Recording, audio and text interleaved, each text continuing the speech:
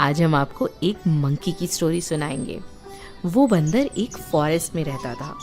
बंदर भाई फॉरेस्ट में रहकर खूब फल फूल खाते थे। एक पेड़ से दूसरे पेड़ पर खूब उछल कूद करते थे। ऊंची ऊंची छलांग मारकर हुआ हुआ करके सबको डराता भी था वो बंदर। उस फॉरेस्ट में कई मुनिराज आते थे और एक ट्री के नीचे बैठकर ध्यान करते थे। तो ध्यान में बैठे हुए मुनिराज को देखकर बंदर बहुत खुश होता था, लेकिन वहाँ पर कभी शरारत नहीं करता था। एक बार उस फॉरेस्ट में एक राजा वज्रजंग और रानी श्रीमती आए।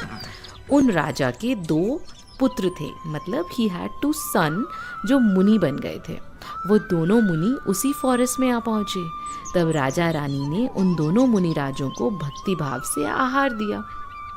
बंदर पेड़ के ऊपर बैठा बैठा सब देख रहा था कि ये राजा रानी कितने अच्छे भावों से मुनि महाराज को आहार दे रहे हैं।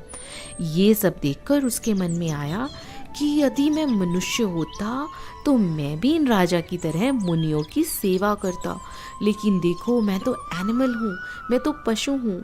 मेरा ऐसा फॉर्चून कहाँ कि मैं मुनिराज को आहार दे सकूँ। आहार दान के बाद वे मुनिराज उपदेश देने लगे।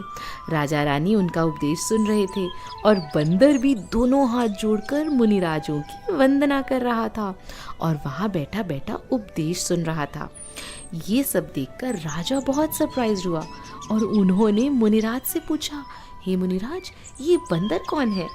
मुनिराज ने कहा, राजा, ये बंदर पूर्व जन्म में नागदत्त नाम का एक बनिया था।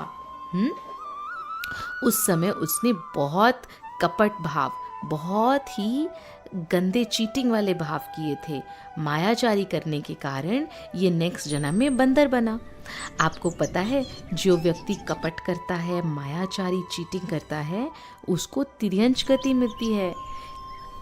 मुनिराज ने कहा, राजा, जिस प्रकार इस भव में हम तुम्हारे पुत्र थे ना, उसी प्रकार इस बंदर का जीव फ्यूचर में आपका पुत्र होगा और भविष्य में जब आप ऋषभदेव तीर्थंकर बनोगे ना, तो ये जीव आपका गणधर बनेगा और मोक्ष प्राप्त करेगा।